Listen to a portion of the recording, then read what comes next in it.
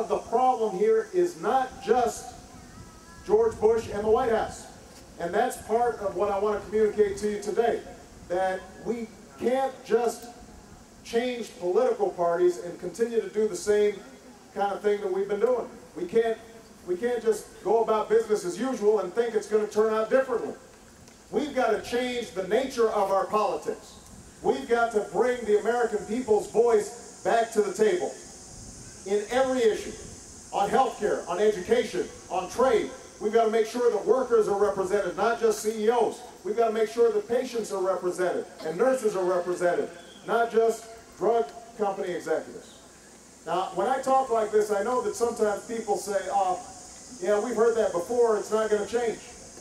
And one of the things I always tell people is cynicism is our enemy on this.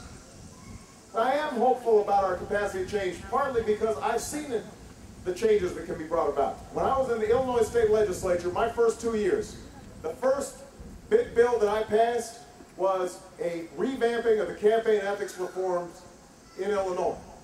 Hadn't had a change in 25 years. We put an end to the practices of giving gifts to legislators. We put an end to legislators being able to use campaign contributions for their own personal use, which made them seem awfully close to a bribe. And listen, I wasn't popular with either political party for doing it, but we got it done. Just like I passed the Hospital Report Card Act so that we could disclose whether hospitals were doing a good job. Just like I passed an Open Meetings Act so that all meetings had to be taking place in front of the public that public officials were supposed to be serving. I did all those things at the state level, and when I got to the federal level, I did the same thing.